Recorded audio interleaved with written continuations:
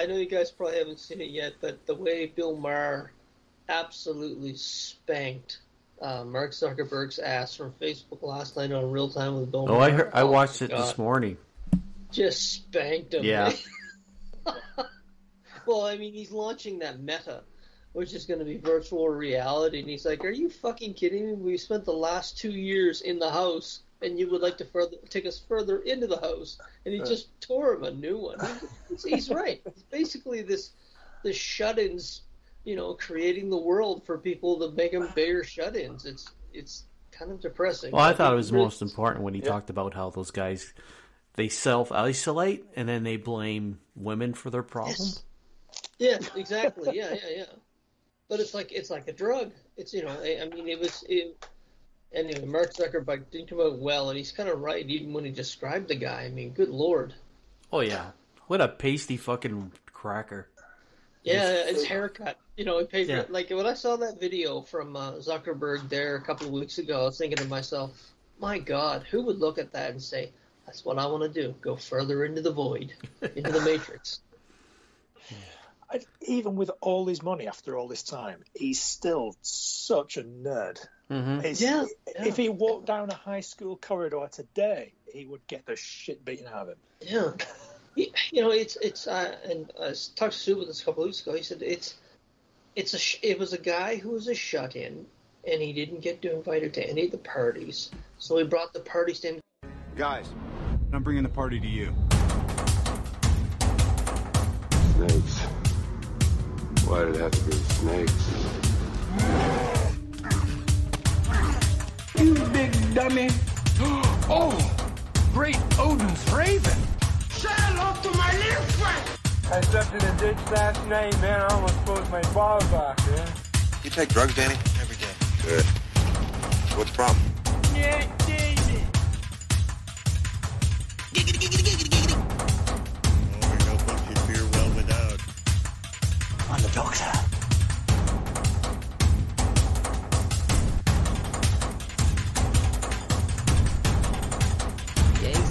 What's up, guys? This aggression will not stand, man.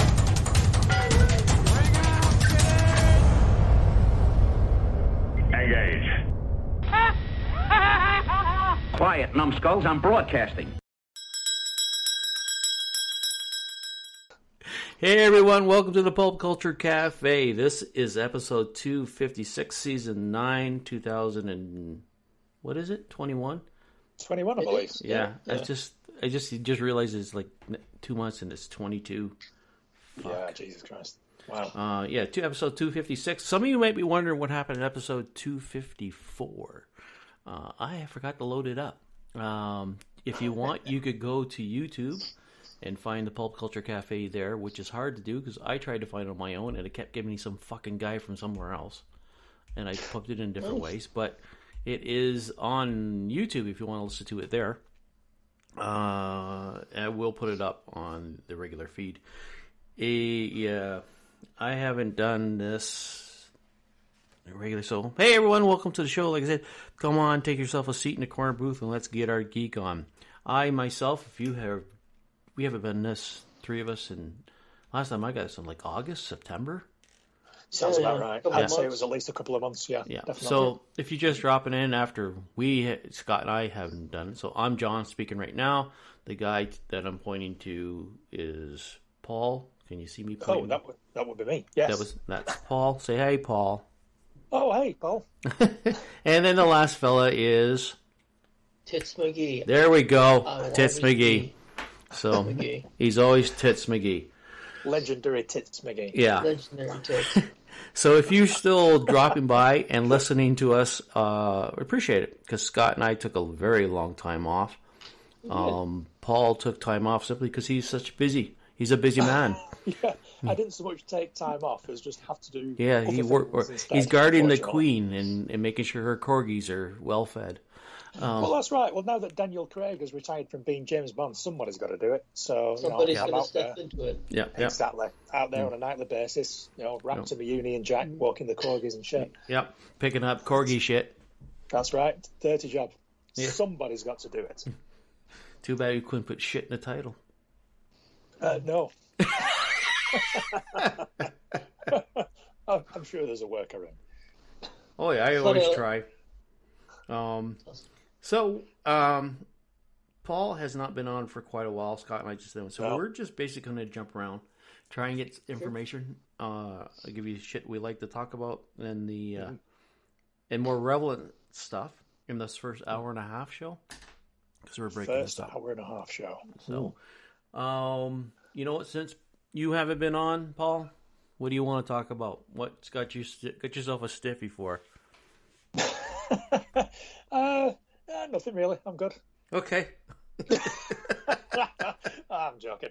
You know, it's funny. We were talking before about it's been so long since we got together and so long since I've had the chance to actually talk about stuff. And I sat down to make a list of everything that I wanted to talk about, and I just couldn't remember anything. I thought, it's been like 2-3 months. I thought, I've seen so much. I've done so much. Where do you start? And I pretty much came to the same decision as yourself. I thought, I can't talk about 3 months worth of stuff all in an hour and a half show. I just can't. Yeah. So we need to keep it fairly relevant and fairly contemporary. So I've just made a short list of stuff that's either fairly recent or is current. And we're just going to have to abandon all the other stuff that we haven't had the opportunity to talk about because it's old news, basically. Yeah. You know, stuff that I watched 2 months ago. Nobody cares about that now. The one thing that I will say before we move on, I think the last time we spoke, I spoke with Scott about Shadow and Bone, I think it was, on Netflix. Yeah. And you recommended it. And I believe the last time we spoke, whether it was on the show or whether it was via WhatsApp, I was 2 or 3 episodes in. Obviously, I've seen the whole thing now. I've had the opportunity. I saw it some time ago and thoroughly enjoyed it. I really enjoyed it. I thought it was very good, start to finish. Enjoyed the characters, enjoyed the character development, enjoyed the direction the story went, appreciated the cliffhanger, and I'm looking forward to season 2, which I believe they are going to be doing. So that's good news. Yeah. So that twist at the end was nice. That build up, everything from the music to the way they did it. When he walked out, he said "follow," and the shadows walked out. I was thinking, what a hook! That was great. Oh yeah. I forgot about that. I was Andy Knife was thinking of it was the one where they were just him and her were walking off. I totally forgot about the adult who was walking. When he walked out, he's like follow, and then the shadows follow him, and I'm thinking, wow. Yeah, that's like I think it was a psychological thing. You always think, if you turn on the light, the darkness can't get to you. But the darkness can, it was a very dark, cerebral moment. And I was thinking, wow, nice hook for the next season. Absolutely. Those creatures actually, I mean, this is somewhat of a spoiler, but like we said, it is a couple of months old now. So I'm at it. But when those creatures followed him out, it's like, oh, here we go. So it's escalating it nicely for season 2. I like that. Yeah. Favorite character, I think, was probably the quote-unquote bad guy. The one with the walking stick and the hats, the one that was looking for the sun summoner for money. Him. And I like him. I like his little group that he accumulated along the way and the way that ended up. Really enjoyed it. It's a good recommendation, Scott. Shadow and Bone. Yeah, good work. Yeah, kind of a Nick Fury / Charles Xavier feel to him. You could tell he had a military background of some sort, but he was like, he. That's me. Hang on a second. I got to do something. Uh-oh. No, it's nothing important. It's just fucking TD Bang telling me you haven't spent enough this year, or I get a thing telling me how much I've spent during a month. You're way below your spending. Well, good. Fuck off. Okay, excellent. Thank you. I wish I was way below my spending. Holy shit. I'm just throwing money around like Rockefeller at the moment. I don't. It's just I try not to spend money on shit anymore, except comic books. So. I'll just insert this here very quickly. It's video game related, and we don't really do video games on here. But as you know, I've been dipping into video games, posting clips on Twitter, etc. recently, and my YouTube channel. I've kept the Big Kids Playground YouTube channel for convenience. Yeah, cool. I linked it to the PlayStation and the Xbox, so if I export any videos, it's still linked to the Big Kids Playground YouTube channel. So that's where it's going at the moment. Now, Anyway, I digress. Long story No, that's short, cool. I didn't know that. I can go check out some of that stuff. Oh yeah, then. there's a few on there. Yeah, only quite short clips. Some of Rainbow Six. Me and Dave dicking about on Rainbow Six. A couple of us dicking about on Grand Theft Auto. No, you're not. You're not saying you have your dick out. You're just. Oh no. Okay. No. I mean, well, I'm not saying I don't have my dick out, but I don't use. Okay. I don't You can't broadcast see it. the alleged No. penis. Yes, that's true. Exactly. There may or there may not be a penis out while I'm playing video games. Who am I to say? Yeah. But, well, I like don't you do said, it's just the shot of you running around with the gun. You know, you can assume that's your penis as you're holding it. Yeah. Well, exactly. Yeah. I mean, if you can imagine it flapping about in the wind while I'm running around shooting terrorists, then have at it. Yeah. I won't stop you. Okay. But no, like I say, I'm chucking too much money around. And when I say too much for me, and not a lot. I don't have a lot of money. Who has a lot of money? But Forza Horizon 5 came out for the Xbox. It came out this week. But if you had the premium edition or the premium content, then you could access it early. So I was sat in front of my television last weekend thinking, I could be playing Forza Horizon, but I don't want to spend the premium amount of money. So what did I do? I thought, I'll watch other people playing it. Now, this is a big mistake. If you're trying to resist spending money on a brand new game, that is a very, very good game. And universally, you go to any website or whatever, reputable website, they're raving about it. It is a very, very, very good game. So I start watching people playing it on Twitch, watching people playing it on YouTube. I'm listening to a couple of podcasts of people reviewing it, and I'm reading some reviews on the internet. And I'm sat there thinking, fuck it. And bang, £37 on the premium content just so I could play it on Game Pass, which it would have been completely free if I'd waited an extra 5 days. An extra 5 days. You are who they market for, by the way. Oh my God. Am you are I ever? exactly who they market for. Oh, I am. Yeah, I am the mark. I'm like Pinocchio. I'm just wandering through life like Pinocchio, and then somebody sees me and says, "Yep, that's our target. That boy will do anything that we tell him to because he's an idiot." So that's me. So I watched a couple of videos. I thought, you know what, I could be playing this. So the funny part of this story is, and I'll be discreet. You don't need to cut any of this out, John. But so I thought, right, fuck it. So spent my money, installed the premium pass, started playing the game, and within the space of an hour, I got a phone call from work saying, "Can you come in? We need you to do something." But you are fucking kidding me. I literally just dropped 37 quid on the premium pass content so I could start playing this game. I'm an hour in, and you want me to drop everything and go into work. So now the next time I get to play this game, it's going to be free anyway. Oh wow. Oh shit. Shit. Did you tell him that? I did not.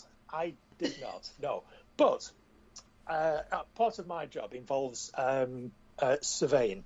I've got to survey streets, etc. And I had the survey kit out, and I was surveying the street, and through a window to a house next to where I was doing a survey, I could see somebody playing the exact same game that I had to stop playing so that I could go out and do the survey on the street outside where he was living. Oh fuck me. That was a kick in the balls. It was bad enough having to drop everything and go back to work, but just watching someone else play it through his window while I was stood outside in the cold doing this survey, I thought, oh, you. But by the end of it, you're surveying right next to his window. Yeah. While you're looking in. Yeah. The footpath right outside his house was the best surveyed footpath in the whole of Manchester. Just going where the evidence feeds me, folks. Yeah, that's right. There's nothing more I can do. This is it. This is the area. This is the one. This is it, chaps. This is it. And that's it. Yeah, that's all. That's all I did all night. Just watch this guy play this Forza Horizon 5. But anyway, so that's video game news. But it is an excellent game. I can highly recommend it for anyone who's interested in video games. It's a racing game, but as racing games go, it's not very serious. Something like Gran Turismo, Forza Motorsport, where it's circuit racing, you've got to take it seriously. You've got to get your racing lines. Got to try and keep a clean lap. Forza Horizon, it's like, yeah, fuck it, whatever. Yeah, cut these corners, crash through that fence, ram that other guy off the road, do a massive jump, go skidding through some mud through a jungle. Have at it. Have fun. It's really, really good. So anyway. Yeah, I do have... That's the video game news. Actually, I had a question about video games, but we'll leave that for later, so we have to get some stuff in here. Yeah, we had to get some stuff in. Yeah, sorry, I've taken up about 10 minutes worth of content by talking about me. Yeah, so no, that's fine. That's, sometimes our shows, even with the three of us, can be pretty unentertaining at times. Let's say. Little anecdotes I don't mind. Hopefully the listener will be kind of giggle with us. Hopefully so. Okay. I'll tell you, if this doesn't get you more watchers on YouTube. Yeah. Everyone's been there where they're looking at something in envy through a window somewhere. Yeah. So. Yeah, that's right. Yeah. Well, normally women. Only at late at night, That's true. Yeah. So. I have a kind of a segue. I mentioned this to John at the shop on Wednesday. Kind of a you guys all know who Donny Gates is, correct? Yeah. I do. Yeah. Yeah, he writes Venom. Yeah. He wrote God Country. He's worked on Doctor Strange. I knew the name. I couldn't pin him down. Yeah, I know what you mean. Yeah, he's a writer. This story kind of has origins from Calgary Expo 2018 that John and I went to. And you'll remember parts of this I discussed with John. We were at one of the seminars. Now, I'm not sure if you remember this, John. There was a panel of 4 folks. One of them was a young lady named Megan Hutchinson. And I think Mark Texter was there and a couple of others. And they were sitting up on stage, and there was 4 of them. And we sat at this panel for about 45 minutes. Done it to like dozens of them. We get up, we go down to Artist Alley, and you'll remember this better, John, we talked to Donny Gates for about probably 15, 20 minutes. Okay. And I remember the time, because I had read God Country, and I had read some of his interviews. I mean, he was kind of a surly guy. I thought he was kind of a surly Texan. And we talked to him, and he was in great spirits. He was in really, if you remember, John, he actually wasn't going to be starting signing for another half hour, but he chatted with us, no problem. So we were talking to him for about a half an hour, and I remember the time thinking what a great mood he was in. And that was that, and we just kind of went on, and that was one of the artists, one of the writers that we met. So I had heard through the grapevine over the next 6 months that him and this woman had started dating, or they were dating. I didn't know when it started. I didn't know how long it had been going on. And that's when he had gone to Marvel and he'd become kind of a superstar. So of course, when you go a little higher on the social ladder, whatever you're doing gets out and becomes more of a story. So they were dating, and now they're married, and this is like 3 years later. So it's about the only thing Twitter's good for. That I was there, and I was thinking to myself, I wonder if their whole relationship started that weekend at Calgary Expo. So I asked the question. I said, you know what? It's just one of those small life mysteries. If it's personal, all good, no problem. And Donny Gates responded, and he's like, "Yeah, that's pretty much where it started. What's your story?" So I told him the story. How I found him, just like he was in a great mood, and I know that he talked before about dealing with depression and stuff like that. And I don't know what it was, but both him and his wife Megan were so not overwhelmed, obviously, but they were happy that someone was able to take them back to that moment. And I guess they really love each other. You can tell by the way they talk on social media. And he scored some, through me, brownie points because it was almost a witness to his love kind of thing. And it was hilarious. They were like very appreciative. Like, thank you so much for sending that story because, and he said, yeah, and I feel the same way right to this day. And it's one of those life little mysteries. I often wondered if those two people that I kind of semi-interacted with within a 10-minute span, if their relationship started at that expo, and it was one of those little mysteries solved, that yep, that's where love started. So, but yeah, they're very appreciative, and he's a really nice guy. Like, it's everything I've read of his. I mean, I know he's working on a script of God Country that they're going to turn into a movie, and I mean, I think personally the both of them are just. It's weird that they've kind of traveled the same path together, because she's a writer, but she's more of a marketer, and it's just they're a great couple. It was just one of those things, one of little life's mysteries solved. But it was hilarious the way it kind of played out. I honestly never expected an answer. I even put in the tweet, message in a bottle. I really don't expect an answer, but I was surprised by the one I got back. And I was surprised that they were tickled that someone had put those two things together. So it was kind of cool. I don't remember. I kind of remember talk to him. Yeah. You remember there was no mystery there for me. You were saying you loved independent comics, and you were wearing that Marvel shirt that you have. That's kind of a He said, well, the shirt you're wearing tells me otherwise. Yeah. He was just, he was in a great mood. He was just joking around the whole time. And I remember walking away thinking, what is that guy so happy about? And now I know. Oh, so. There you go. Okay. I didn't give it any thought. It's the one good thing about Twitter.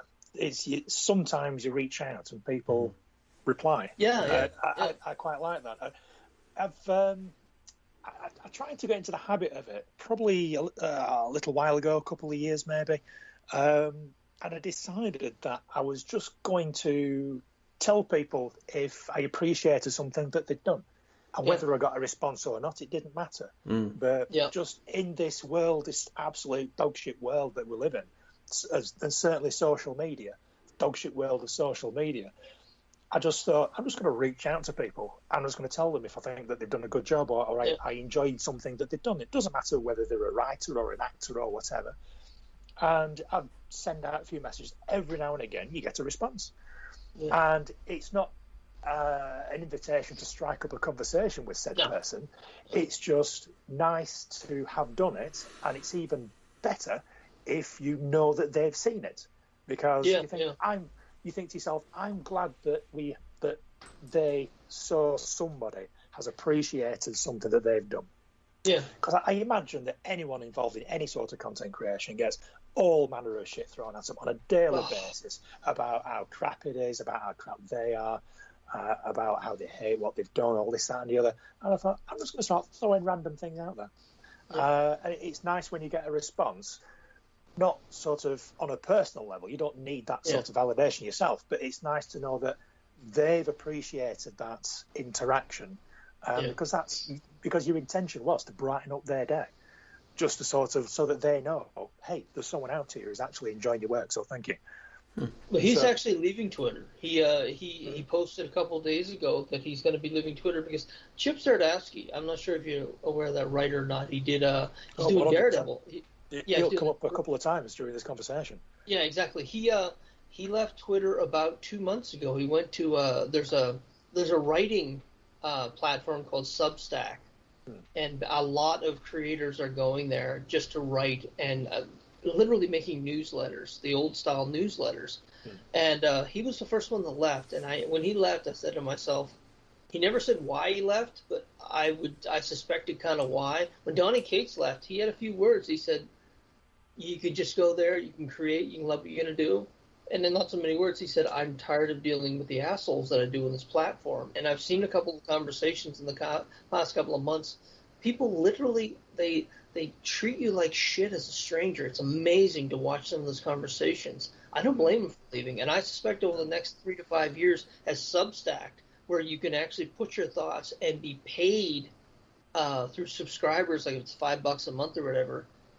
Why would you stay on a platform where you have to argue with people all the time, when you can go to another platform and engage with people who have paid for your content and who are probably more appreciative and more willing to, have constructive conversation. So I personally think that Twitter, I mean, they've got that new pay option. I think it's going to start losing people over the next couple of years to platforms like that. It's just incredible what people are doing these days. Paying subscriptions for Twitter-based services and stuff. It's like, wow. Twitter, Christ Twitter Blue, almighty. yeah. Jesus. Well, I read a bit more about it. You get access to just, I don't know, bowel movements and shit like that. It's just garbage. It's just garbage. Bowel movement patterns and it's just garbage. And I'm sitting there saying to myself, I can't imagine. It's like paying for someone's garbage. Someone throws their garbage can, and you're like, you know what? I'm going to pay money for that. It's just. Hey, you know what? You can sell pretty much anything to anyone. Yes, yeah. And this just proves it, really. You know, it's like if you is that true? Because I got a bunch of shit I need money for in my van, and so if I could sell anything to anybody, you just need a broad enough audience. You can't sell anything to everybody, but there is always someone who will buy something off you, some shit. You know, and this just goes to show, doesn't it? You know, people will subscribe to this type of nonsense. And, you know, if you can make money out of people subscribing to you, then, you know, fuck it, why not? If they want to, it's their money. I think it's cloud too. I think it's cloud. I think that's even when you go on Twitter and you can, you know, you can promote a tweet. It's just a psychological thing that I'm famous. Anyway, it is what it is. We'll move on. It's like these NFTs. People spending an absolute fortune on these images to own the original image. It's like there's thousands of copies on the internet freely available to everybody. Why on earth are you... Someone said dinner at my place. Dinner at my place. I have close to $8 billion worth of NFTs on my computer. It's just so fucking bizarre. I don't get it. No. It's the biggest grift that I think I've seen in the last. It's the biggest grift since Y2K. Oh, the world's going to end. You better do this and this. Yeah. It's hilarious. It's hilarious.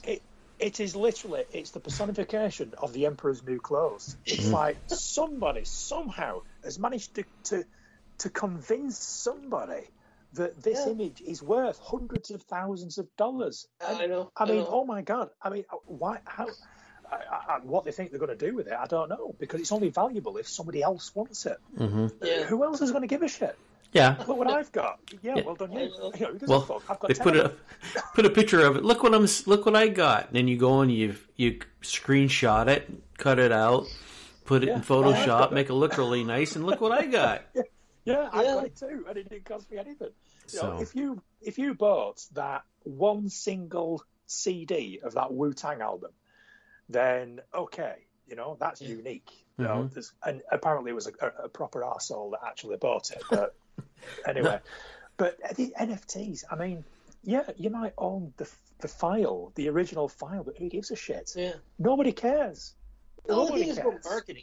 You're the one who can market. My understanding of this, and I don't know the full, is that you can market the item. But I know with some of the artists, that's the one thing that you can't market to make money off it. Mm-hmm. That's the one rule of the NFT, is that you can't do anything with it to make money off it. I mean, the good thing is, like, first in the comic world, the great thing is you're seeing artists that never got their due back in the day when they were working for the big two that are now making a ton of money off these NFTs. It was I want to say he was an artist for Wonder Woman, and he made something. Now this is I think it was over $200,000 until both DC and Marvel said, fuck right off of that. You stop making money off. You know, they said stop doing it. But I mean, that's the only good thing about it, is you're going to see more money going into creators' hands, but you're going to see stupid money going out of people's hands. You're going to see a lot of money going into people's hands from stupid people. Yeah, because the stupid people are going to be paying a lot of money to people who deserve it. So who are we to argue? Well, let them do what they want. Speaking of that, there was on the Facebook Marketplace, there was someone in a little town just outside of Edmonton here that drew a hand drawing of Sonic the Hedgehog. Awful fucking picture. And they said, now selling, I think it was like $100, original artwork of Sonic the Hedgehog. And it was like, you know, like a 5-year-old drew it. And they were trying to sell it for $100, hoping that someone would buy it. But their mother said, honey, you're the best artist in the world. I want to first give you your gold star, and second, let's put this on for sale. That's just the way it is. Yeah, should we put it on the fridge? No, let's put it on the internet. Sell it for $100. Someone bought it. Well, there's nothing in the fridge, so maybe we should try selling it on the internet. There's a title. There's nothing in the fridge. Yeah. Bingo bango. Oh, I got a shitload. I've been writing down a whole bunch. I'm glad you have. I've not. I've been too busy talking. And I've literally forgotten every single thing that I've been saying for the past half hour. So looking forward to watching this show. You know, that is an NFT content creator. We're just saying it there, and no one else can say those terms. Yep. So. Sell some NFTs. Right, let's move on, shall we? Yeah, sorry. I'm trying to like doing a bunch of stuff here and trying to think of stuff I want to talk about. Right. I'll do a very quick. I mean, do you mind me talking? No. I mean, if you got haven't things been that you on, particularly want to talk about. No, be quite honest. The quite honest, Paul. When you're on, I don't do a whole lot of work simply because when you and Scott start talking, you guys seem to remember a lot more shit than I do, and it pops into my head, and then I can get in a conversation reminds me of other stuff. So, you go right ahead, dude. I mean, Paul, there's a lot. Just give me one moment. I have to shut something down. Okay. All right. Well, it's probably his dogs coming in the door. Last time we did the last one we did, if you heard, the dog kept running in all the time. Yeah. Have you got? He had a new dog or something, didn't he? Yeah, he got a new dog. That's right. I remember. Yeah. If they can push that 25-pound dumbbell away from the door, they're pretty impressive dogs. I'll bring them in for an interview. If they can move that out of the way, then they're telling you when they want to go for a walk, not the other way around. Exactly. I don't know how much conversation my points are going to raise, because I don't actually know how much of all this shit you guys have actually seen. But I know we've discussed very briefly the Walking Dead before we started recording. Yeah. So this might be just a very brief recap and summary. Okay. So you've got the flagship Walking Dead, which is on a mid-season break at the moment, I believe. Yep. You've got Fear the Walking Dead, which started about 4 or 5 weeks ago. Yeah. I still have to catch up on that. I watched the first episode, episode. Now, without going into too much detail, the source from where I got the first episode, for some reason, didn't have the last 10 minutes. So that was very disappointing. But I've certainly watched most of the first episode. And it was kind of like we were talking about when the last season finished. It's like, what on earth are they going to do next? Because for those listening who aren't following Fear the Walking Dead, at the end of the last season, they let off a nuclear bomb. Yeah. And it's like, now what? Now what are you going to do? This is literally painting yourself into a corner. So like I say, I've watched most of the first episode, and it was exactly what we thought. It's people wandering about in radiation suits with Geiger counters and gas masks. And it's an extra layer of complexity to what is already a difficult environment. And by that, I mean the people are walking around trying to eat you. So at the point I'm at, I don't know whether it was a necessary step. It might prove to be quite interesting after I've watched the next few episodes, which I have stacked up ready to go, but I've not actually got there yet. So more of an update on that when we get the opportunity. And the only other thing I'll mention is Walking Dead: The World Beyond. Have you been watching that at all? I haven't watched it, but I've heard about the update. I've seen I guess you'd call it recaps. I've seen the recaps, a few recaps. There was an event, and it's not really. It happened 2 weeks ago, and I'm really giving anything away. There was someone alluded to Rick Grimes. Yes. In there, and I know they're supposed to tie up, and there was someone alluded to it, and the internet came in its pants, so to speak. But I know Jadis showed up on the show again. Have you watched all 5 of them? I haven't watched. Oh, hang on. Have I watched 5? What's the latest one? Is it 5 or 6? I haven't watched the latest one yet, which 6. I think came out yesterday. Yeah. Right, I haven't watched 6. Yeah. I've watched the first 5. Yeah, watched the first 5. So she showed up, and I mean that's probably the biggest part, and that's a really telling about that series. It wasn't my favorite by a long shot, the first season, and the fact that the second season has basically been people waiting for Rick Grimes to show up. Oh, really? That seems to be the claim to fame to the second season, is that people are when's Rex showing up? I have to watch this goddamn thing because it ties into what Rick Grimes is going to be doing. So, well, yeah, I mean, that's probably the only reason to continue watching it at this moment in time. Yeah. I am sorry to say it is not a good show. It's Yeah. not. The premise of it, when it was first announced, was kind of interesting. There's a group of people, sort of like, not so much kids, but, young adult type people who have grown up in this zombie world. They didn't really know any different. They'd already adapted to it. They were already sort of living in that world. And it was kind of interesting to potentially see it from their point of view, but it's not great. It's not good. The characters aren't great. If I'm being completely honest, I think one or two of the actors aren't great. I know. I can think two right now. Yeah, and the second season so far, there's barely anything happening at all. Anything happening at all. Every now and again, somebody kills a walker, and it's like, oh shit, yeah, of course, this is a Walking Dead show, and it might as well as not be, to be quite honest. Yeah. And yes, Jade has turned up, and yes, there was a very loose reference to Rick Grimes. She basically said, I brought them something very valuable. Yeah. And it's like, well, you're probably talking about Rick, but that was it. That was literally it, and there was absolutely nothing to get excited over. I doubt that there's going to be much more of a crossover between this and The Walking Dead, because you really don't want to hang this millstone of World Beyond around the neck of The Walking Dead, which is already struggling. So you want to keep those two properties separate, I think. Yeah. You don't want them dragging each other down. And when I say dragging each other down, like I say, The World Beyond is really sort of blinking, you'll miss it. And I really can't see much more mileage in that show. In fact, I think Amazon Prime, is it Amazon Prime? Amazon are already listing it as the story of such and such concludes. And that was before the season even really started. So it's like, okay, so this sounds like it's the last season. So this I think the original plan was only supposed to be 2 seasons anyway. And I don't know, something is going to lead into the movies. There's going to be, I think, a trilogy of movies with Rick Grimes, and something is going to lead into it. And I don't know whether it's going to be the original one or if it's going to be Fear the Walking Dead.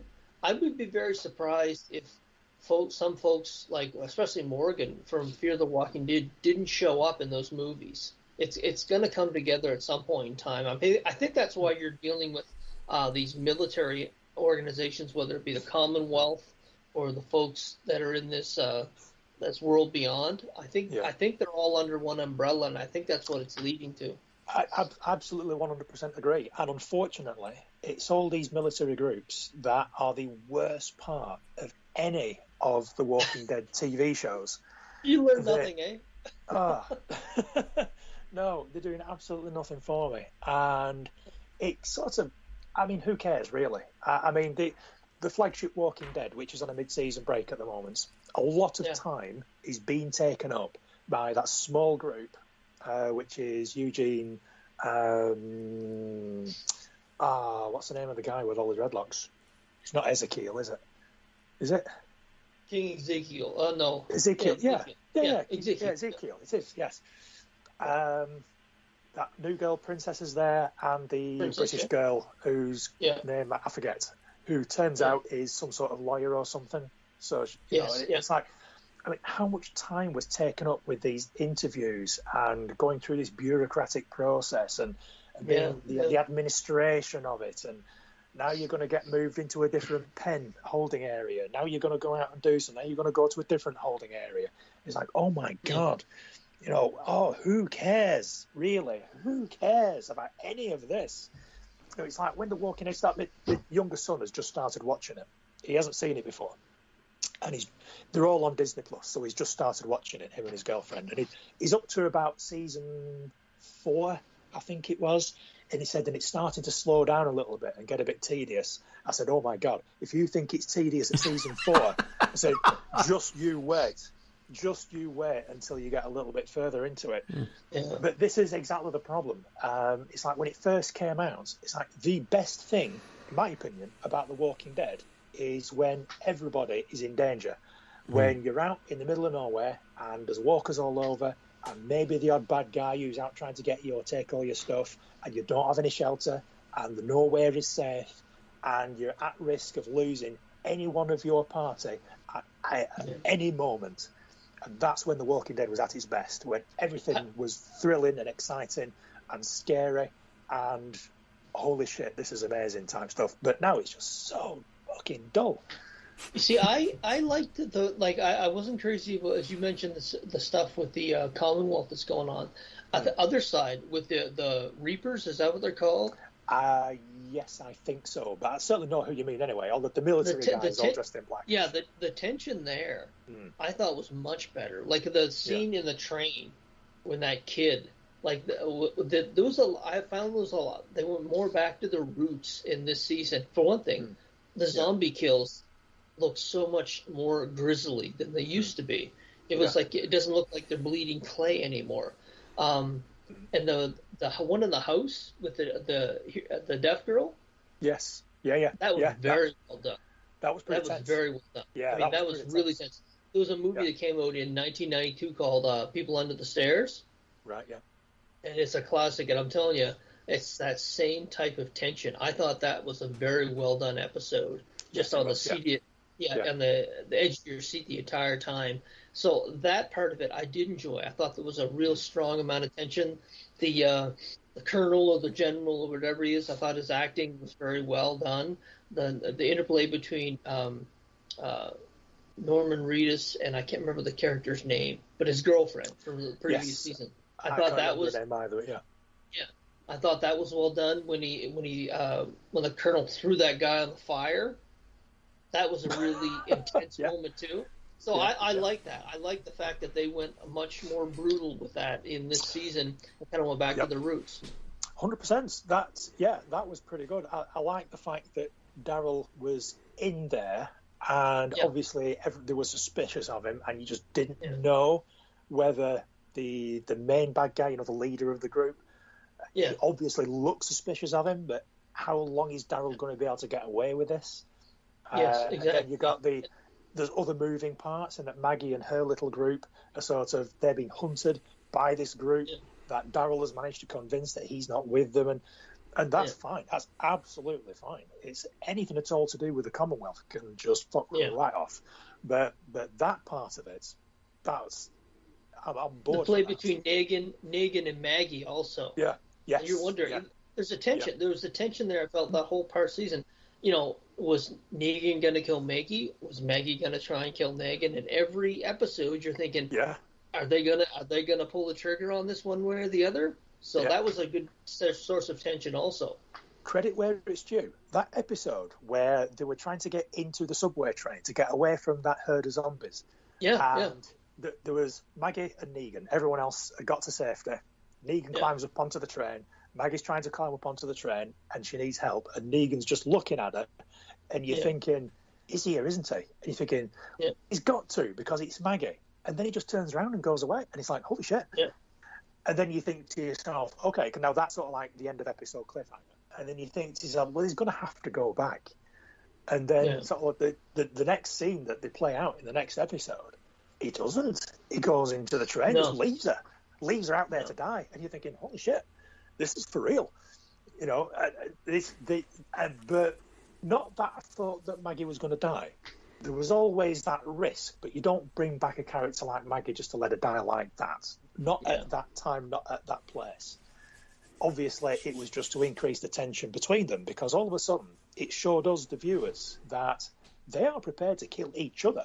This isn't just Negan trying to get Maggie to forgive him. This is Negan like, well, you know what? Fuck you.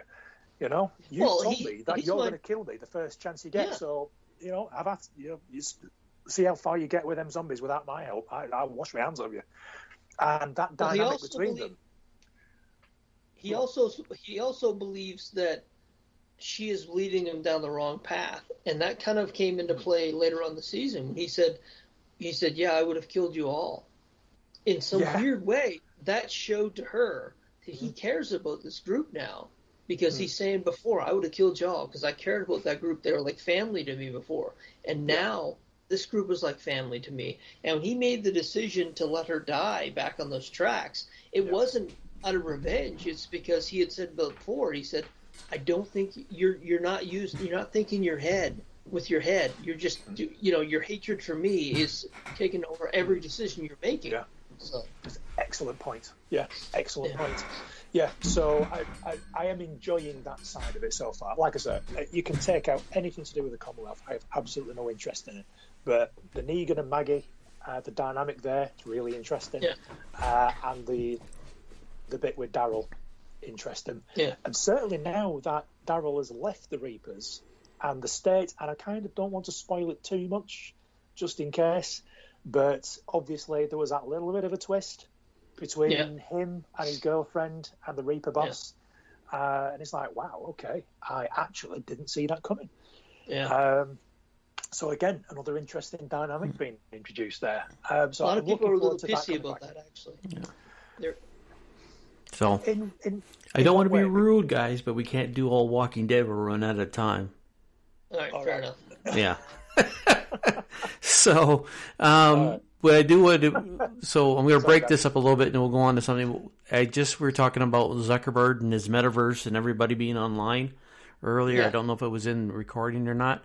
Iceland roasts Mark Zuckerberg's metaverse and tourist video touts open world experience where everything is real. So, come to Iceland when everything's real. So, but so I wanted to see. Well, they already. What? Go ahead. Go ahead. Well, I was going to say I wanted to hit this Disney Plus announcements that came out. Okay. On Thursday. I didn't really pay a lot of attention because I was doing other shit, real world shit on Friday. So, but I wrote down some of the titles that they said they're coming to Disney Plus, and this has mostly to do with the Star Wars, probably.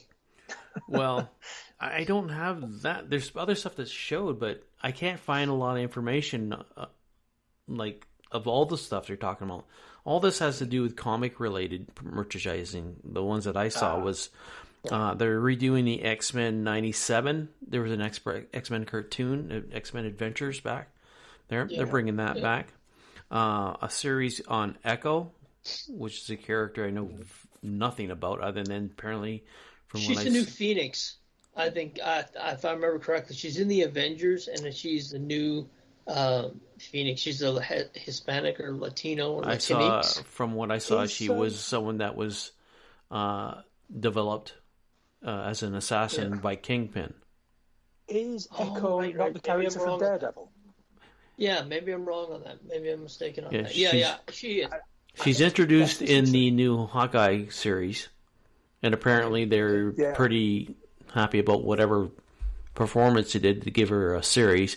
Again, this until you actually see it show up on the screen, they could say we're done. We're not going to do it anyhow, right? Cancel it. But if I remember correctly, I think Echo was introduced in Daredevil. I forget whose run it was, but I seem to think I've actually. Well, when I say I've actually got those comics, I mean on Comixology, obviously. But I remember when she was introduced. It was a little while ago. Because I just saw she's this. Native American. This is how I got this information. She was introduced. Some of the stuff I got from this YouTube channel called Screen Crush. They break down stuff. I think Paul, you're the one who would know this.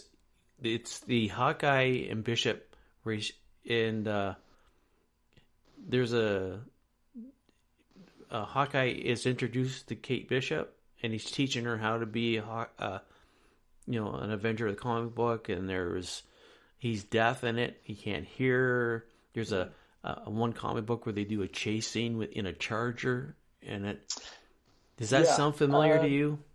Yes. Are we sort of relating that to the Hawkeye TV series? Yes, because in the Hawkeye TV series, they use almost like Scott and I have said a dozen times before. A comic book is basically a storyboard. They're using almost right from the comic book that scene in Hawkeye. They're drawing very, very heavily on the Matt Fraction Hawkeye series, which of rebooted Clint Barton. Yeah, yeah. And that's where this Echo character apparently was introduced in that series? I think Echo was introduced in Daredevil well before this Hawkeye series. To be honest, I was actually quite surprised when Echo was going to be in this TV show, because I would associate Echo more with Daredevil than with Hawkeye. And I'm not saying that Hawkeye and Echo have never crossed paths before, but I don't really remember Echo to any great degree in the Matt Fraction Hawkeye. But it is a while since I've read that. But she certainly wasn't a major part of it, as far as I recall. But yes, the TV series is borrowing very heavily from the Matt Fraction Hawkeye run. And I'm glad about that, because it's an excellent run. It really is. It really is very, very good.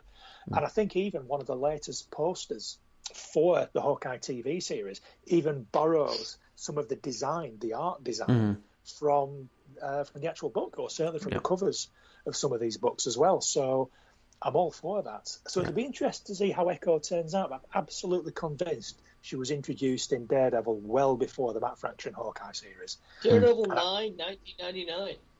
Oh, well before then. Yeah. Well before. And then she was Ronin in the New Avengers.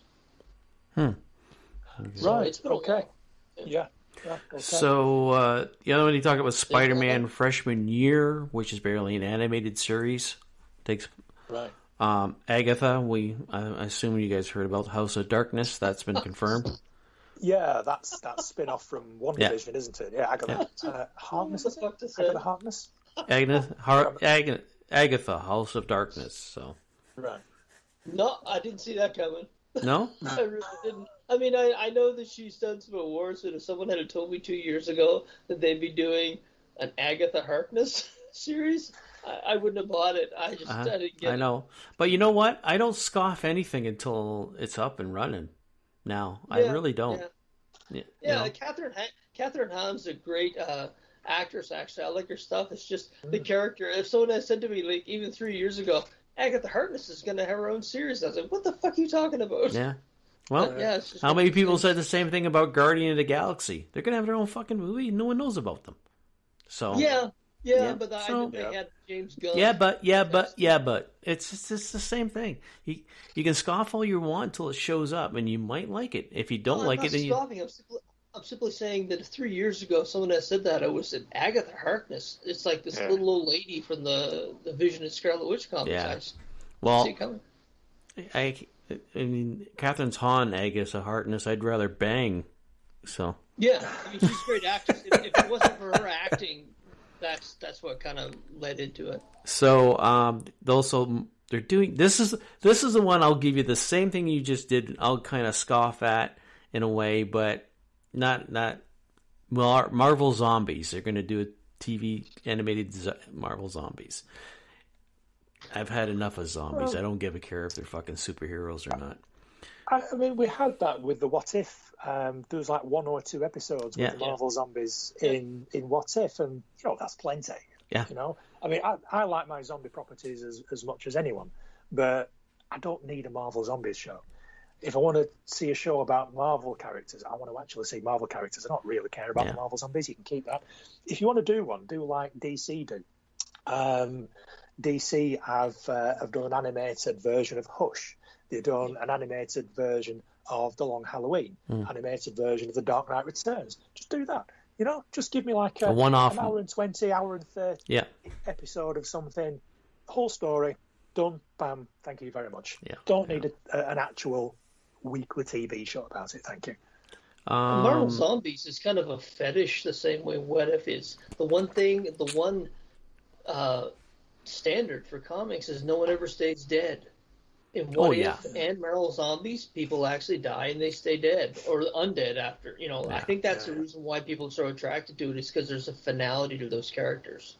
Having said that, right at the end of What If, I don't know whether have you seen it all the way to the very end? Yeah, I have. I've not seen it at all. So at all. Well, just on the point of what you were just saying, then I will spoil it. I apologise in advance. Right at the very end, did we introduce Black Widow back into a reality of the MCU? Yeah. So it's it was an excuse to continue a version of Black Widow with a version of the Avengers. So, let's, even in What If, no one stays dead. No one They stays. even brought back Black Widow and reinserted comic books it and back Star into Trek, the no one ever Avengers. dies.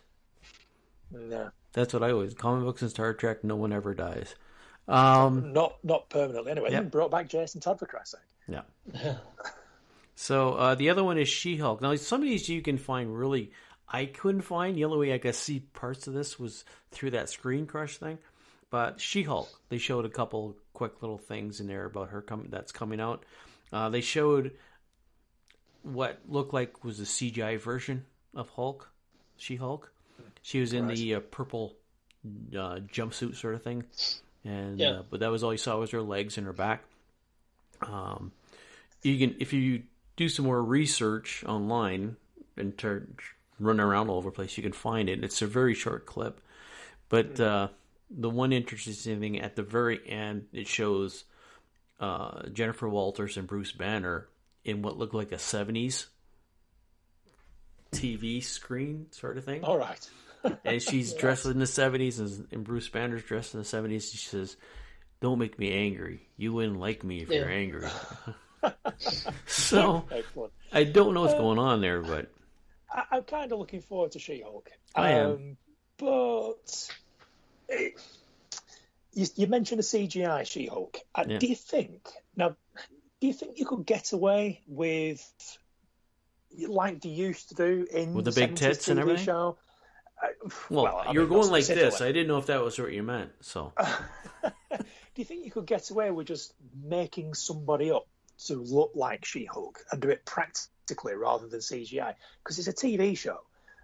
Can you maintain a good enough CGI model in a TV show for any length of time? Or does this mean we're not... Because she spends a lot of time as She-Hulk in the comics. Yeah. And if it's going to be CGI, is that going to be an issue? Because poor CGI it doesn't look will CGI. kill a television show. What I would say that for somebody else, but Disney, Mickey's just fucking people on top of that fucking big, like Scrooge McDuck is on the bottom and fucking Mickey's just driving him for the fucking money. So they've got tons of money to throw into this. I saw the CGI Hulk. She didn't look CGI. It didn't look like it was. It just looked like a very muscular lower body of a woman. Yeah. It didn't look CGI at all. So it's interesting. They show a scene that shows Jennifer Walters in probably a Hulkbuster cage that was the one kind of like designed for, and the actress, I can't remember her name, but she looks like who's the fucking kid, and then there's the Hulk there, right? But it's her, and even the actress in real life is short. It's like it was really a contrast of right. But the Hulk in that scene looked good, just like he did in the movies. Yeah. So I don't. If it was like Netflix or some of the other ones, I think we'd have to be worried a little bit. I think they wouldn't be as much CGI of the She-Hulk. But with Disney and the amount of money, I think in the comics, a lot of times Jennifer Walters just stayed as the Hulk. She never went back to her original form. Exactly. She'll spend an awful lot of time being green. Yeah. And if it's going to have to be CGI, that's a lot of CGI. Yeah. That's very expensive. So I don't expect it in the series, but so I don't know. But you never know what Marvel does. I mean, they've changed stuff around to suit what they're doing in the universe. They might easily make it so that she changes at will. Like Bruce Banner. Mm-hmm. Or certainly these days, anyway. So that's what I mean. We're talking MCU universe, TV universe. Yeah, things are different. The other one they talked about is Miss Marvel. I didn't see any clips from that, and that's just curiosity-wise. I'll watch it. I don't know anything else. The Moon Knight. They showed scenes from that. That's going to be really interesting. I think that's going to be just because of all the psychological problems this guy has. Yeah. It showed a scene in there that the guy on the thing talked about, and does look a little extra violent for him. Disney Plus is Moon Knight just pounding the fuck out of somebody. And it was shot that you couldn't really... I thought it was a pool of blood, a river of blood running down, but it was shot in a way that you couldn't really tell, so you were guessing yourself. Again, what if we're getting season 2 of that? An animated version, I Am Groot. So... That's right, yeah. I remember hearing about that. I've not seen anything about it. No, all I see is something about that. Ironheart. I believe this is live action. I'm not sure.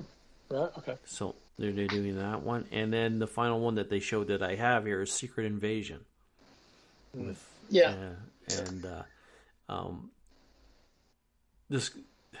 guy, like, I keep pushing the Screen Crush guy because he does the shit I don't want to do. Basically, it goes back and finds little bits of information that I don't want to spend my 8 hours trying to find, and he gives information to but he gives his thoughts and what he thinks might happen. He always says that this is what I think might happen. I'm not telling you what's going to happen. And it's strange that Fury's been locked away for a long time, and the Fury that we've seen since the one movie is actually a Skrull, and we're going to get 2 divisions of different Skrulls. We're going to get the friendly ones. We're going to get the ones that are pissed off and that they're coming after Earth. So that's what I got. Apparently, I just kind of watched one. They talked about the new Obi-Wan TV series. They didn't really show anything other than just some art that they have, concept art they have. And then that's about it. I see there's other stuff here that I'm going to check out later. Is it The Boys? I know the TVC The Boys, they've been having YouTube videos where they kind of like have a station that talks about what's happening. Yeah. Well, this one, the Boys trolls Disney Plus Day with an amusing VOT Plus Day video ad. So I've got to check that out later. Right. Yeah, I might have to have a look at that. So I'm looking forward to The Boys. So yeah, me too. It's good fun. It's a good show. Lately I've been just coming home and doing a thing, and I've told Scott I've been reading comics for 2 hours, 3 hours. So I'm all caught up on my pile. I'm breaking into my finally the full run of Red Lanterns that I wanted to read, so I'm reading that. Actually, everything.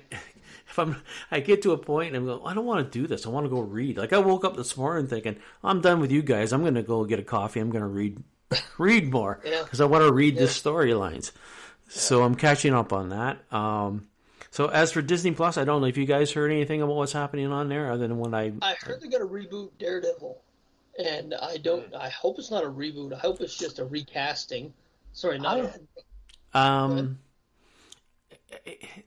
It's a soft reboot, they call it. They're going to change it to meet their MCU needs, but I don't think they're recasting anybody unless someone can't come back for some other reason. But I think Charlie Cox will come back in a heartbeat. Yes, he will. I think he'll come back at a moment's notice. I think they realize that a lot of people, fan service is sometimes not met because big companies don't give a fuck. They have their own direction. Yeah. But a lot of people have said, if you're bringing Daredevil back, you got to bring back Charlie Cox. Or it's basically, if we're not watching it, fuck you. Yeah. So it's more trouble than it's worth. If they recast Daredevil, it's just more trouble than it's worth. Just let Charlie Cox come back. Yeah. It's what everybody wants. Yeah, everybody was really impressed with his performance. So why? Why change it? You're automatically going to suck in all those people that watch it on Netflix. And if you're looking for viewership and people to pull in, it's just stupid marketing. Yeah, so. It's an absolute no-brainer. I thought they were doing an adult version, or at least an 18A, of Hulu of some Marvel properties. I swear to God, when they talked about this merger before, and they bought Hulu, I thought that they were going to do 18A Heroes Marvel section on Hulu. And I don't know what happened to that. Again, like everything that starts, it's always hearsay. Yeah. This is what we're going to do. Until the final product is there, anything at any time can change. So that's why I've got to the point where, yes, you said like Echo was coming out, right? We're going to do an Echo series. Well, until it hits the screen, I'm not going to believe it's going to happen until then. Or even, well, I'm filming it. Okay, at least let's say we see shots that are actually filming it. But up until that point, nah, they can cancel it's it. like go on. Go on, speak. No. Rough. Well, I thought with all of the new Marvel stuff, it's just a comparison it's going to have because it's the only thing you have to reference it to. I compare it to the Netflix stuff, and I haven't found it as good. I just haven't, especially Daredevil. I mean, Daredevil to me was like just a masterpiece on Netflix. Mm-hmm. The Punisher was pretty good. Power Man was down there. Iron Fist was Even Jessica Jones I thought was really good. And when I put it up against what I've seen from the MCU so far, the TV, the Disney Plus stuff, it doesn't match up. And I'm curious if either of you have seen the stuff you've seen so far and what you'll see. How do you compare them? Like, do you think they're as good? Oh, I take them each differently. No. I don't worry about the comparison. The Daredevil Netflix ones are going to be on until they say they're going to go away. I know anything that goes, as you brought up earlier about Hulu. Yeah. There's no way they're going to do The Punisher on Disney Plus. Disney Plus is too concerned with family, right? Yeah. Okay, so since they'll probably put it on Hulu. The only thing that might push it is to see what this Moon Knight is like. How much they're willing to let go with Moon Knight, right? If they're not willing to push it to,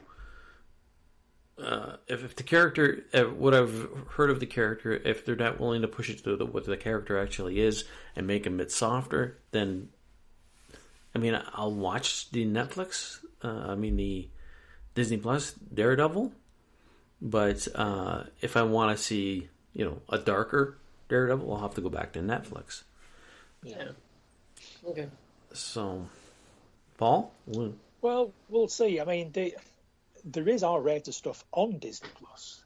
It's just, are Disney willing to let the Marvel heroes go that far? Mm-hmm. And I don't mean as R-rated superhero stuff as such. I mean, Deadpool's on Disney Plus now. Yeah. But you have other shows like on the Star sort of subsection of Disney Plus, which has got more of the R-rated stuff on it. Mm-hmm. I think Banshee's on there, and that's about as R-rated as it gets. I mean, my God, have you seen that show? I've seen part of it, and I stopped it. Yeah. It's excellent. It's a fantastic show, but it's so violent and so graphically sexual. It's like, holy shit. Well, that's what they created Star for, was to put that stuff on there, right? Yeah. So having R-rated stuff on Disney Plus, yeah, why not? They've already got plenty on there. It's just how far are they prepared to go with certain properties of theirs. That's what yeah, you're right. With Daredevil is a Marvel thing, so they don't want to maybe push that. Exactly. Other than Daredevil, you could have an R-rated one, but it's just would they? Deadpool. Deadpool was done before. And he's not even MCU. That's the difference. Yeah. He's not even MCU, where they've got an established MCU. Yeah. And going forward, they want to continue doing that. Look at the select. You've got like your Eternals, you've got your Shang-Chi, you've got Doctor Strange coming up, you've got Spider-Man. Spider-Man isn't MCU, but he's kind of overlaps in there somewhat.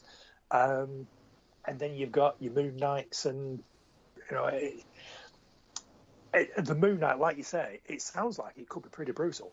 Will it be R-rated brutal, or will it just fall short of that? We'll just have to wait and see, because all we've seen so far is a very, very short clip. Yeah, and you just don't know where that's going to go. You don't know how much further that's going to go, because they can't show an R-rated clip as a trailer.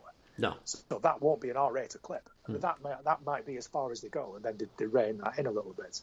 Now, if they did do Daredevil, and the rumours that I saw were that it was going to be season 4 of Daredevil, rather than any sort of reboot, that would suit me down to the ground. Just pick up where you left off, because essentially you're talking about Born Again, and I'm all over that.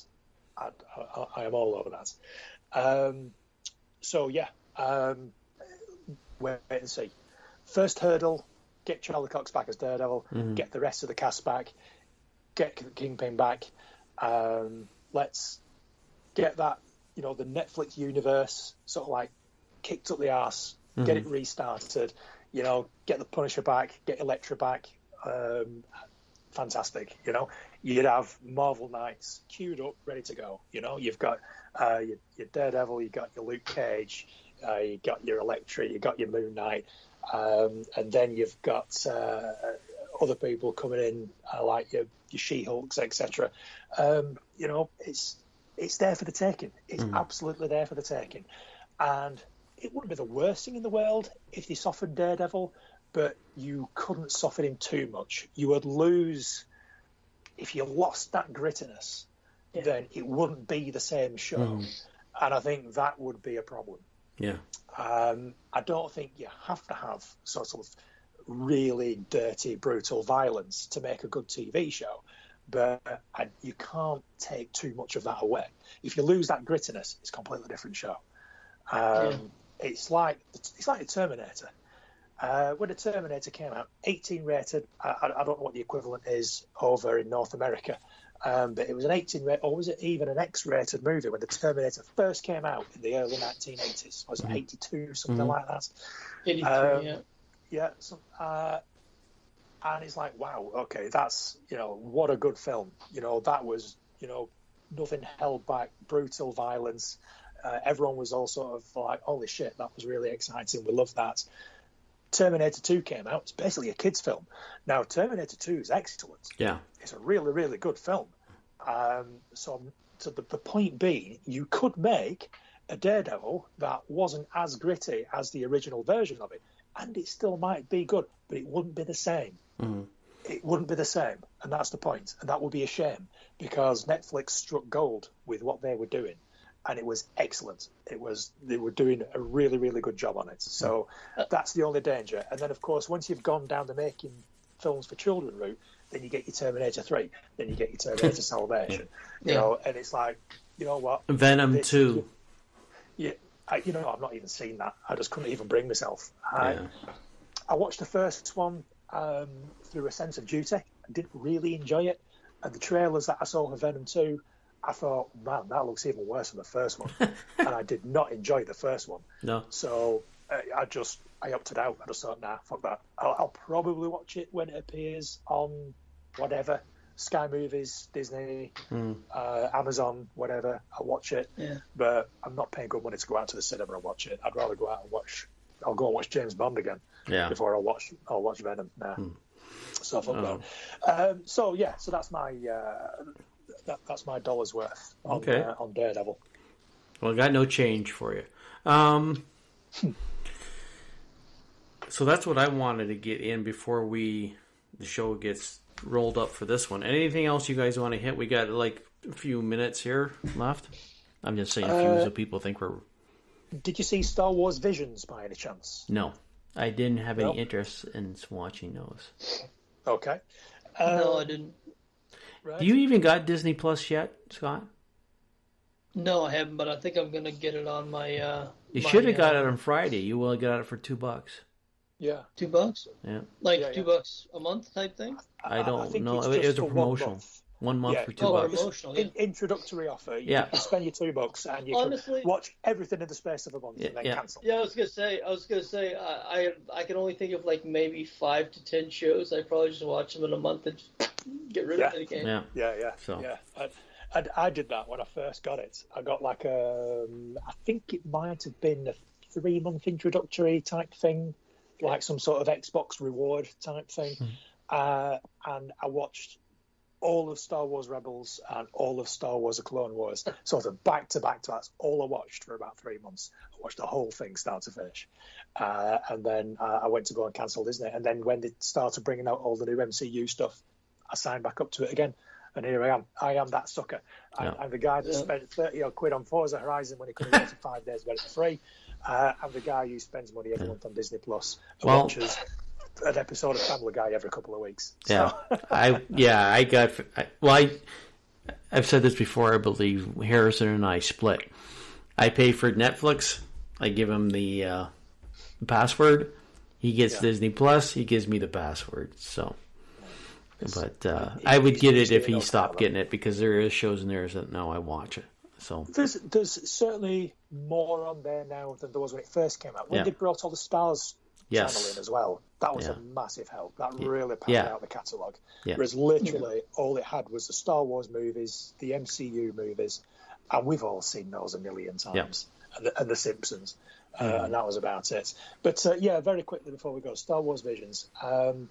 It's basically a lot of Japanese studios were given sort of a Star Wars license. There you go, have at it, make a lot of stories. Yeah. So I think there's about 9 of them or something, and they're all sort of self-contained stories. They all last between sort of 10 and 20 minutes.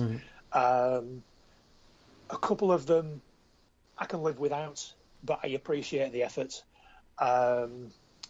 There's a couple of them that are pretty good. There's a couple that are really good. And the ones that are almost like traditional samurai stories, but set in the Star Wars universe, are really, really good. There's about 3 that are excellent. And I did have Disney Plus queued up because I was going to tell you exactly which ones to go for. And because I've not used my phone for so long, it's just clicked off. So I'm going to go. So fill for me for a moment while it's all right. I've got it. I was going to say fill for me while I bring it up, but I've got it. Right. Okay. The episode number 1 is called The Duel, and that is like a traditional samurai story, like wandering samurai sort of story. It's very, very good indeed. The Village Bride, episode 4, is very, very good. It's one of those where someone's sort of like standing back from what's going on to the point where somebody needs rescuing, and then this one person who's been stood back is like, okay, tag me in, I'm ready. And then it's sort of like full on sort of, oh shit, this is, this Jedi sort of getting involved at that point, and it's like, it's very cool. The Ninth Jedi is good, not one of the excellent ones, but it's good. The Elder, episode 7, is a particularly good one. Who does the voice in that? I think David Harbour might do one of the voices in that one. There's a Japanese dub and there's an English dub, and there's some quite big names doing some of the voices. I think is it Neil Patrick Harris? I think he does one. Joseph Gordon-Levitt, I think, does one. There's a couple of quite big name actors do a couple of the voices on the English dub on this. But like I say, I would particularly, I would point you towards episode 1, episode 4, episode 7, and if you had the time, maybe episode 5 as well. And episode 9 is also quite a good one because that's got an interesting twist at the end.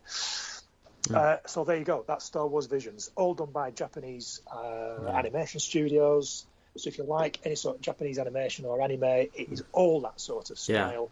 If you're a particular fan of anime and Japanese animation, it's worth watching all of them. I think there's something that you would appreciate in all of them. But as more of a Star Wars fan than a Japanese animation fan, I actually only really enjoyed the ones that I've already named. So that's all I've got to say about Star Wars Visions. Yeah, I haven't watched. I just haven't really had just really want to, quite honestly. I saw it and it kind of, so. Hey, that's the beauty of having a Disney Plus subscription. You can watch them, or you might not want to watch them. It doesn't cost you any more or any less. They are there if you want them. But those 2 or 3, certainly there's at least 2 that I gave you there. Are definitely worth a watch because they're actually pretty good. They're actually pretty good. Interestingly, the first one, I didn't know that there was an English dub. It defaulted. My Disney Plus defaulted to Japanese language, no subtitles.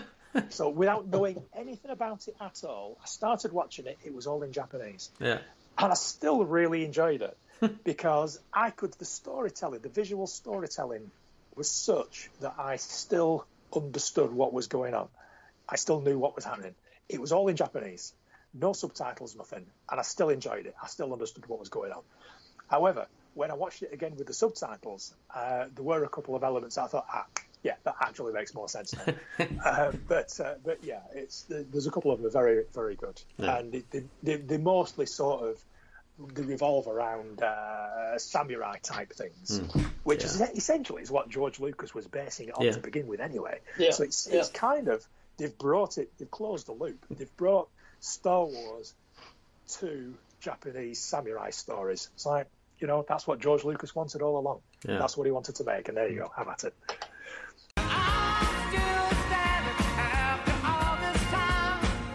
November 15th, Beverly D'Angelo, the wife from European Vacation and National Lampoon, turned 70. Actor Sam Waterston turned 81 years of age. He's, of course, in Newsroom and Law & Order. November 16th, Miguel Sandoval. Now, this gent, you guys both saw Clear and Present Danger, right? Yes. I mean, some time ago, but yeah. He was the Colombian drug lord. Little mustache, bald guy, turned 70. November 17th, Canadian icon Gordon Lightfoot turns 83 years of age. Danny DeVito turns 77. 77. Wow. 77 years of age. Marty Scorsese turns 79 years of age on November the 17th. Wow. Lorne Michaels of SNL fame turns 77 on November the 17th. November 18th, comedian Kevin Nealon turns 68. I didn't know he was that old. I remember him being an SNL. I didn't know he was that old. Margaret Atwood, of course, The Handmaid's Tale and great Canadian author, is going to be turning 82 years of age. On November 19th, and again, this is another surprise, Robert Beltrain, Chakotay from Voyager, turns 68 years of age. Wow. I didn't know he was that old. Yeah. I didn't know he was that old. I mean, how old's Voyager at this point? 20 years? Yeah, he was 48. He must have been up there when he was doing that. Yeah. Dick speaking of being up there, Dick Cavett turns 85 years of age on November the 19th. Wow. He's still up there. I watched some of his footage the other day on YouTube of some of the different personalities that were on there. It was a great show back in the day. November 20th, Bo Derek turns 65. Wow. We all had the poster, and we're lying when we said we didn't.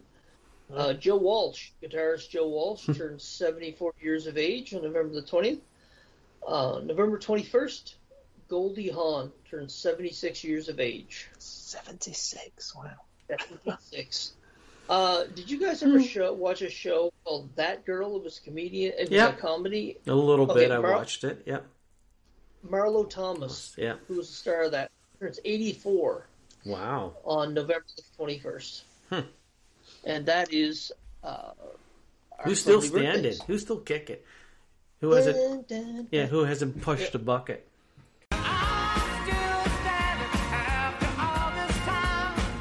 So... Hey folks, so that was it. I'm still standing, and that is the end of episode 256. If you're still... I said this at the start of the show, if you're still... downloading and listening, appreciate it. Thank you very much. I will also let you know that the Pulp Culture Cafe Twitter feed will be ceasing to be in the next little while. I'm going to delete it and get rid of it totally. It will come back under another name for simply promotional marketing, but non-interaction. If you want to follow, that's great. You go right ahead, but I will not talk to you. You have to email me. You will have to simply write a comment, and if you want me to answer you back, it will not be via Twitter. So that'll be at thepulpculturecafe@gmail.com. The blog is up and running. We also have a YouTube channel. I don't know the actual feed for it to give you because when I punch it into YouTube, I get some other fucking doorknobs with. So I don't know who he is or why it's linked up to him. I am not on social media, basically, anymore. Guys, you want to give out any handles or tweets or polls? No. Yeah, I'm still on Twitter. I chat mostly about video games on Twitter. I'm at accidentman_UK. And like I say, I post the occasional clip about me dicking about on certain video games, and I started posting them back on the old Big Kids Playground YouTube channel, which you should be able to find by going for Big Kids Playground. Oh, okay. Scott? Thank you very much. No, I'm good. Okay. All right, so until next time, folks. Boy, if you're on my end, you know there's a lot of work going on here. For me. Not for me. You're fucking hanging up and fucking off. Yeah. Rotten bastards. Okay, yeah, that's it. Thanks, folks. Ciao. Take care. Right. Thanks for listening. Ladies and gentlemen, my mother thanks you, my father thanks you, my sister thanks you, and I thank you. That's all, folks. Thank you. Come again.